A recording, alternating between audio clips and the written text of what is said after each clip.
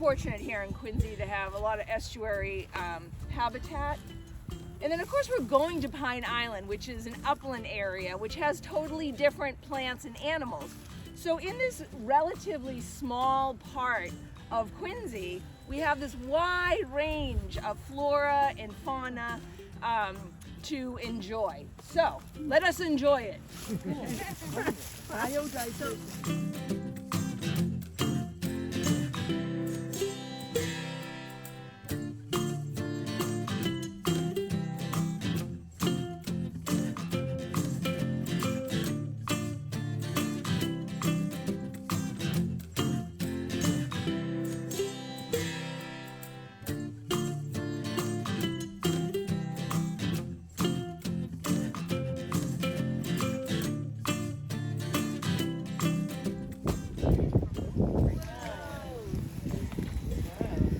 There's the shrimp.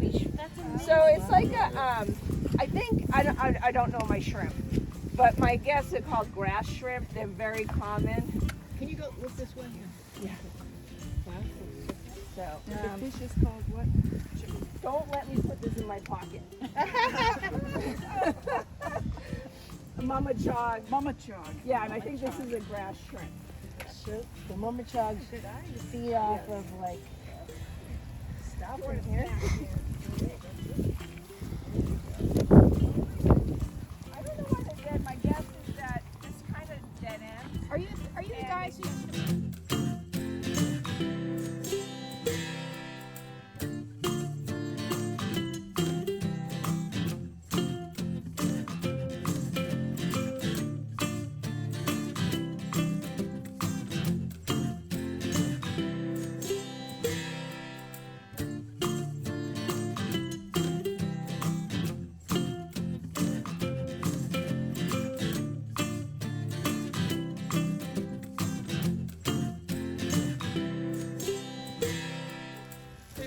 like our lungs, they're branched, right? They go from big branches in the beginning to smaller and smaller branches. And that's like a fractal pattern, a self-similar pattern. And people have wondered about the trees and their structure. And of course, another structural thing besides exchanging air you can think about is a tree has to support itself, right? It can't grow so big so it just flops down. So sometimes people look at that structure in that way. When we first gave this talk, I came across a paper I found very interesting that looked at a different angle, and it considered the load that's on a tree from the wind. And of course, you can think of a steady wind, but the wind's not like that. It's a dynamic wind. So they considered the loading of a tree and wondered if trees don't naturally take on a shape that optimizes their support against the dynamic load of the wind. And the paper goes on to discuss it and introduces a very interesting word called thigmomorphogenesis, which is the plant's ability to dynamically change based upon loads that are put upon it, environmental stresses. And you can see that in the tree, and they talk about these ratios between the thickness of the trunk, the length of the trunk, and then as you go up through each stage, each level, those ratios stay somewhat similar. Leonardo da Vinci observed this many, many years ago, and he came up with a ratio called the Leonardo ratio, which he said was 2. But evidently the current mathematicians say it's between 1.8 and 2.3. But basically he looked at the diameters of the trunk and said that basically if you wrap that tree all the way up and took all the diameters of all those small branches at the end, it'd be approximately equal to the diameter at the trunk, which is kind of amazing if you think about it. So mathematically it comes out somewhat close, and of course there's different types of trees. And this author, in this particular paper, talked about how that particular formation actually does very well against dynamic loads, such that the stress at the base of the tree is almost identical to the space that the stress that those little twigs feel, so that the stress throughout the tree is fairly uniform, even though the small branches don't take on much stress, except when they have leaves, right?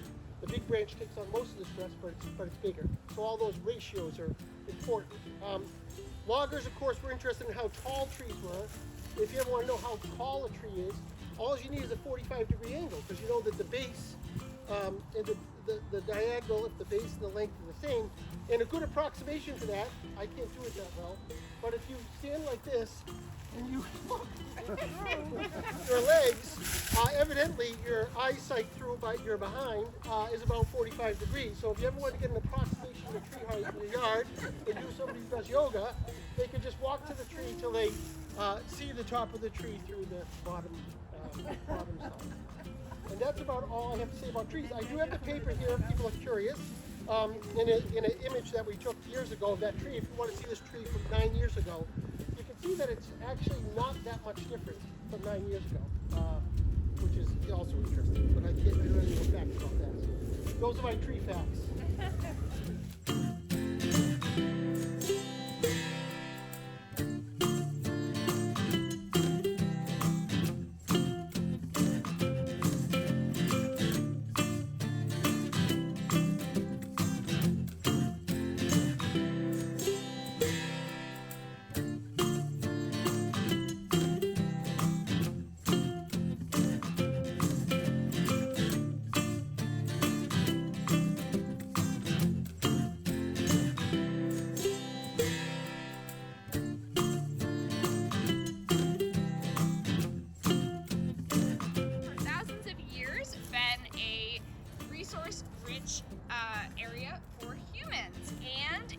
1999, there was a very significant archaeological dig that happened at Caddy Park. So that playground that is there currently, when it was being built, they had notified the construction workers. They're like, hey, there's definitely indigenous presence in this area. Be on the lookout for any signs. They didn't see any signs. They were going about their business. And then at the bottom of what would soon be the slide, they found a long knife. And they called up the DCR. They got a team of archaeologists on site, and they exposed first a network of like what had been a net. So all that was left was the weights left from the net that kind of was the perimeter of the site. Yes, fishing net. Sorry, but I'm getting to that. So it was fishing net, and they discovered over 275 tools. And it was over 300 artifacts, but 275 unused tools that were all for whaling and fishing. And so they were dated around 3,000 to 4,000 years ago, because that's when the ocean would have been where it is now. So we know that that was like a strategic location, it was close to the water, and 3,000, 4,000 years ago is where kind of the tide is, the ocean is today. And there was a number of theories as to why these artifacts were placed there. They found the red ochre, which is normally symbolic for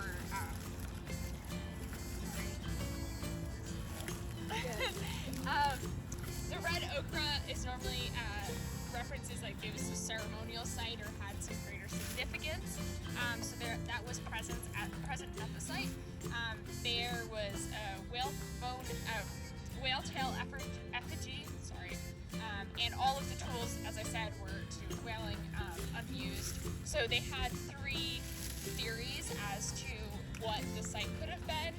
They thought maybe it was because they wanted to use the tools later, so it was kind of buried to save for later, and then just was never dug up and used. Another theory was that it was an offering to the god Mashep, and in archaeological circles, that's referred to as the Mashep site. And then their third theory was that it was a bodiless burial, so someone in the tribe had passed, probably at sea, and they didn't have a body, so they did what they would for a burial, except minus a body.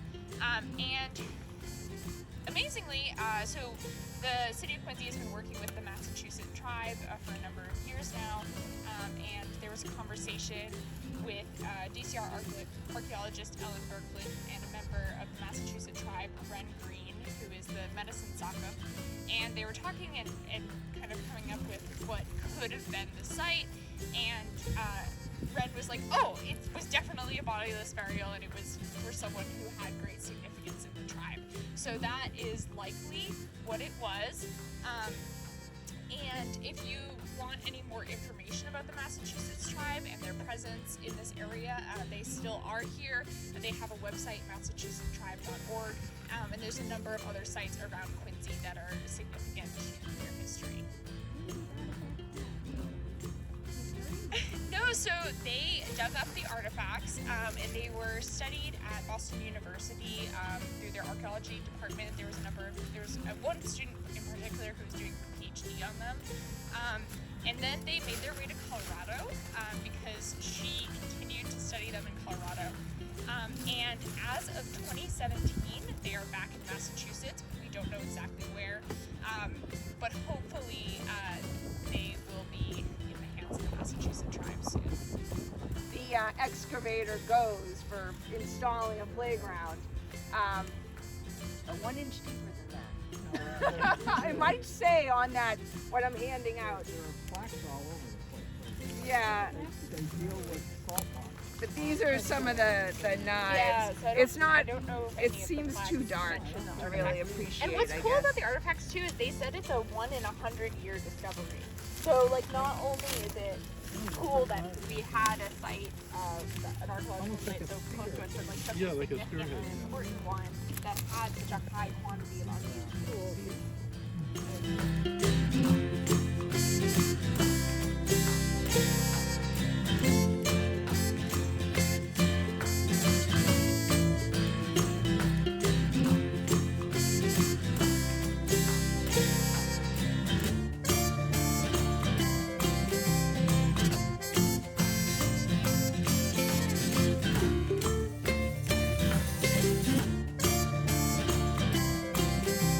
I mean, clearly they had tools to process the whale. So why would you make tools to process a whale if you don't process whales? Opportunistic male, yeah. One of the tools they specifically think was used to cut off the blubber for dead whales. So I don't know if they were killing the whales or if they were just kind of coming up to the shore. What is considered?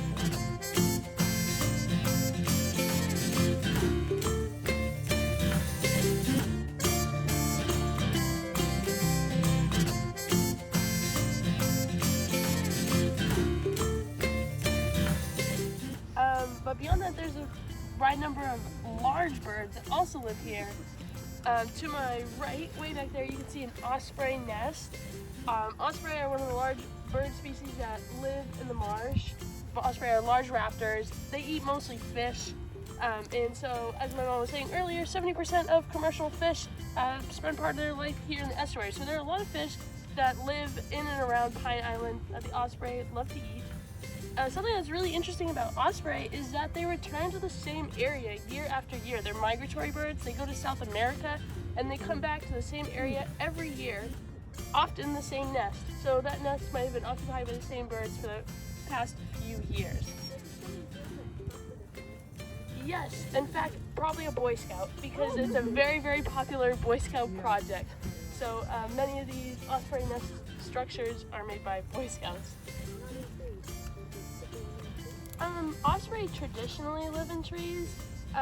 However, these stands also provide the requirements that they need to make their perfect nest or whatnot. Also living in this area, but not quite so picky about what they eat, are great blue herons.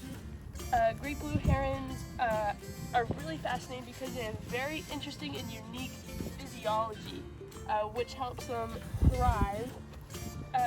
As you know, looking at a heron, they've got an S shape to their neck. And this is caused by a special vertebra, specially shaped vertebra in their neck, which allow them to strike very quickly into the water to catch fish and other creatures, and fly aerodynamically through the air. And as I was saying earlier, blue herons are not picky eaters at all. They eat a lot of fish, but they'll eat just about anything. Frogs, rats, other birds, anything. There's actually a video of a blue heron on a golf course eating like a gopher. So they'll eat anything. And over to my left in that thicket of trees, many years ago, there was actually a great blue heron nest. And this nest has since disappeared. But yeah, that's what a great blue heron nest looks like. And then a couple years ago, in that same thicket of trees, in that same nest, there lived some great horned owls. Great horned owls are also very interesting creatures with a very interesting physiology that allows them to eat like anything. And so great horned owls actually have two stomachs.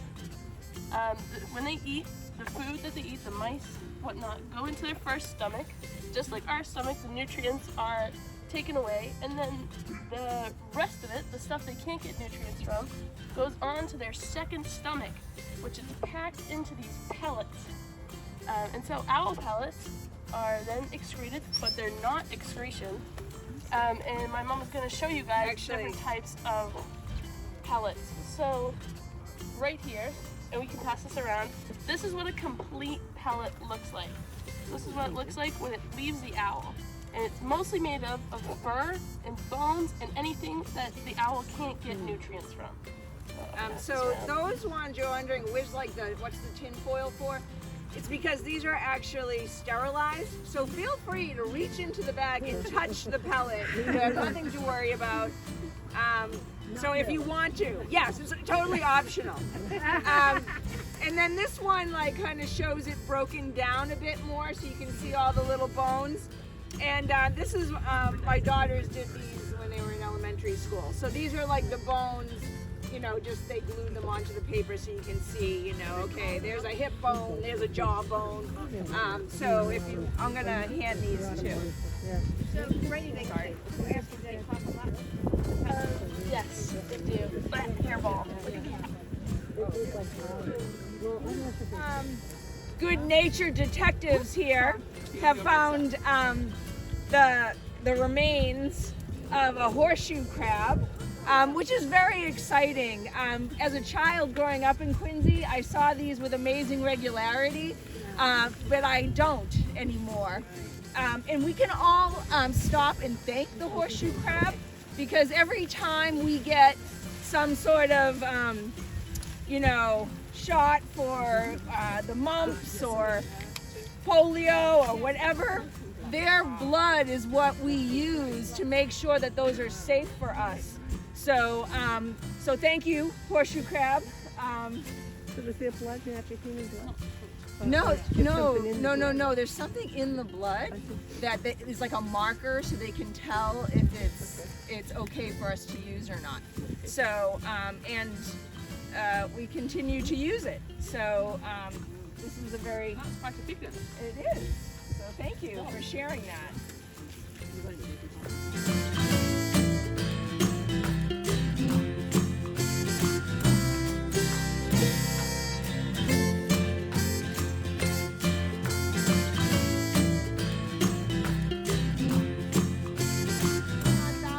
More of our ribbed mussels, and I wanted to stop here and praise the ribbed mussel because I feel like it gets short shrift. Humans love blue mussels because they're tasty and wonderful in that regard, and even though our friend the ribbed mussel is edible, you have to be pretty hard pressed to eat one. They're pretty rough getting. So so we kind of leave them alone, which is great because then they can do what they are supposed to do. And one of the amazing things that they do is they are phenomenal filter feeders, and as they're feeding, they are filtering huge amounts of water. This one little, sorry, I still have this in my hand if anyone wants to play with that. So one little ribbed mussel is filtering a gallon and a half of water every hour. So if you have a healthy population of ribbed mussels, they are filtering the whole tide. When the tide comes in, they are cleaning it of extra nitrogen and bacteria and fungi and just particulate matter, dust. They're just making the water cleaner, clearer for everything living, in and around the marsh. And humans have tapped into that superpower and have used the ribbed mussels to clean up like environmentally polluted sites along the ocean, along the East Coast. So thank you, Rib Mussel. And it also, so how they attach, right, is this, they call it the beard, but it's these byssal threads. And so they latch onto a rock or a plant or something, and they attach. And these threads are really what, they're like the engineers of the marsh. The sediment is enabled to build so the marsh can grow. They stabilize the marsh so you don't have that erosion during a storm. So they're serving that and creating habitat when they do that. So that is a beautiful thing, and humans have tapped into that superpower as well. I read last fall, Mass Audubon put in a whole bunch of rib mussels near their Joppa Flats sanctuary on the Merrimack River in the North Shore because of coastal erosion, and they're trying to address that coastal erosion using the ribbed mussels. And you say, why are they doing that? Is it because it's awesome habitat? Is it because it cleans the water? No, it's because it's protecting humans from storm surges and flooding. So thank you, Rib Mussel, for that too. I also wanted to point out here, you'll notice that these mussels are living under, you see the taller cord grass behind like Mike, and like behind these folks here along the edge, the taller, that's the smooth cord grass. There's two types of cord grass here. There's the tall, smooth cord grass, and then there's the cord grass that kind of has the cowlicks. That was the salt marsh hay that settlers used to feed their cows. But this smooth cord grass and this rib mussel have a beautiful relationship that just like makes my heart soar. They, the rib mussel, the plant, the cord grass says, hey, I'll protect you. I'll, protect you from your predators, and I will keep you nice and cool in the hot sun. And the rib mussel says, thank you very much. In return, I will consume, the food that I consume, I will give you the excess nutrients so you can grow and flourish. And as I mentioned before, I will build up habitat so that you can grow and your seeds can find some purchase. So, it's a beautiful relationship, and I think it speaks to the multitude of relationships that are happening here in any healthy ecosystem. It's a very complex group of relationships that make it healthy for all the living things in the habitat, and including humans. So I wanted to point out that relationship. One last thing. The cord grass, I have to say, because I was praising the rib mussel, I feel like we should take time and praise the cord grass, because it really is the basis of this habitat. That cord grass, it dies, bacteria comes in, decomposes the plant, and then the phytoplankton come in and start eating that decomposed material, and then everybody's eating the phytoplankton, including this like rib mussel, and like those shrimp that we saw and the mamachogs that we saw when we first came in. So thank you, cord grass too. That's it. So we're gonna head back along this way, and feel free to, if you want to stick around on the island and explore some more, but time is ticking. You probably don't have too much more time before the crossing gets a little, wetter. Yeah, we're taking the board, so you can't. You can make the leap. It's not that big of a leap. No. Right. You're on your own if you go by yourself. It's your own risk. We have no responsibility. A little fun fact, you can count them supposedly based on the ribs. Just like a tree ring. Right, Pat? Yeah.